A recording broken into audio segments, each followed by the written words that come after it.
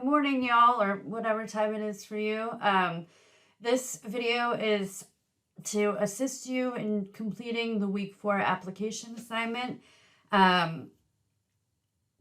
Just one comment on application assignments. So I'm happy to help you as you're progressing, but one of the requirements of this class is to learn R. And so as we progress in the semester, I'm doing less and less for you, or that's my intention in the code. And so be prepared that this is more challenging than the weeks before, and that is intentional. I'm not trying to trick you in any way. I still have given you a template, but I want you to realize that you're going to have to do more altering of the code to make it your own than you did for the last 2 weeks.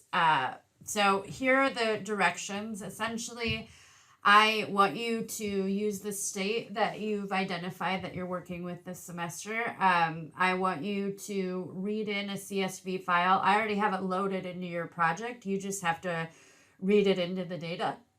Excuse me. And then I want you to make a table. So you're going to make a table for 4 variables. It'll be county name. It'll be the unemployment rate for 2018, the unemployment rate for 2019. And then I created a variable for you called change, and you'll use that variable as well.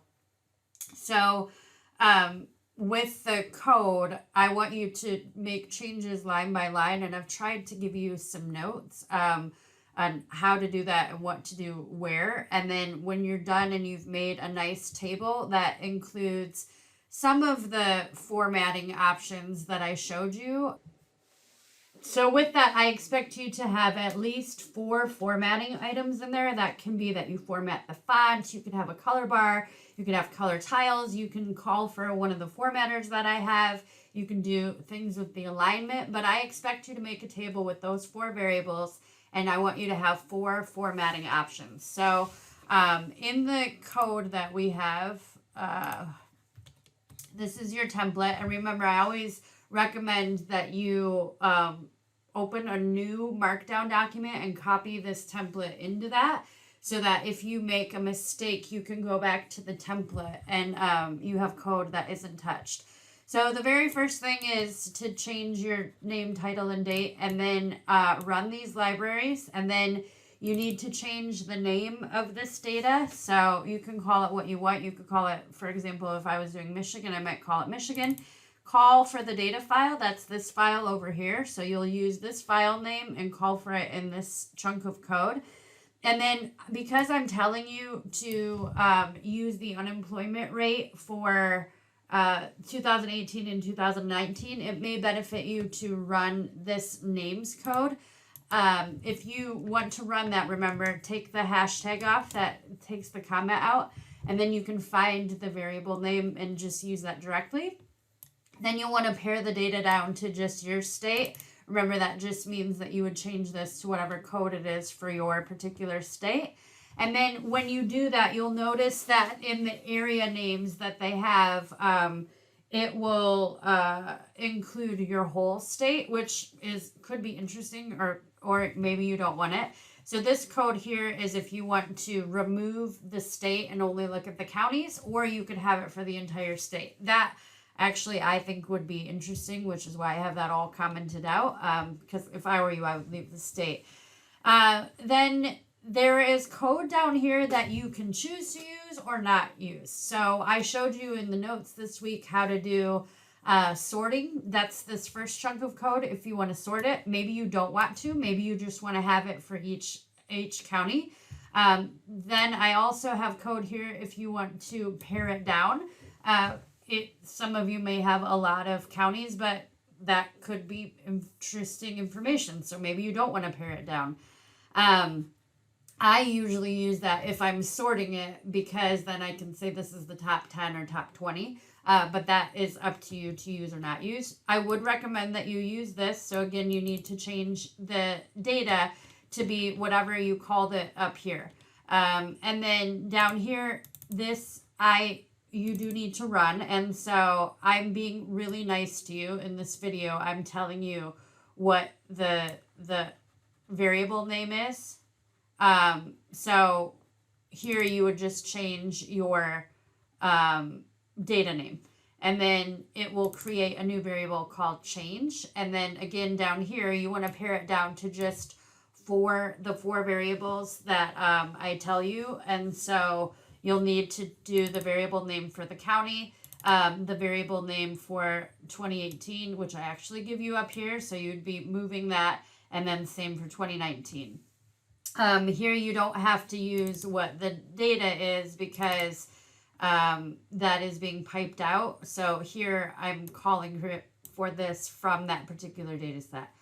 So then I would relabel your column names, and then you can see what the basic table would look like by running that code.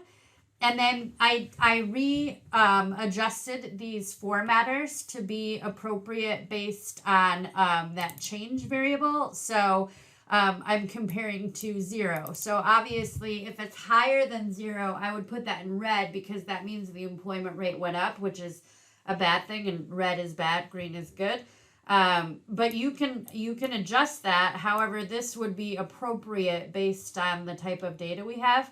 I did the same thing down here. You could change the word yes and no to maybe like increased or decreased. And again, those colors should line up with it, increasing being bad and decreasing being good.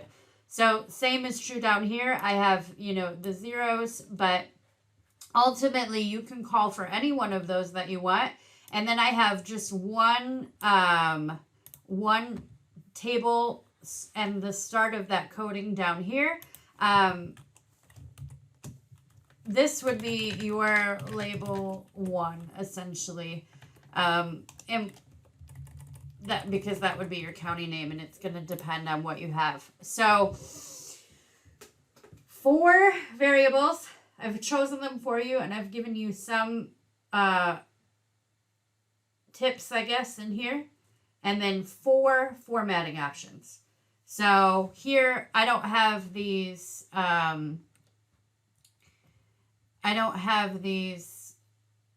aligned. You can do an alignment. I don't have the first one formatted at all except for in the font. So 4 variables, 4 formatting options, nice table. Once you run that table, because this is a statistics class, reflect on it. What do you see? Does it appear the employment rate went up, or did it go down? So, yes, that's what you're tasked with. I hope you enjoy it. If you need help, let me know. But chunk by chunk, slowly make changes. Do one thing, make sure it works, add in another. When in doubt, stretch it out. That is always my coding tip to people. Sometimes you have to pull things out so you know that it's working before you put it all together. So, all right, let me know how I can help. Otherwise, have fun.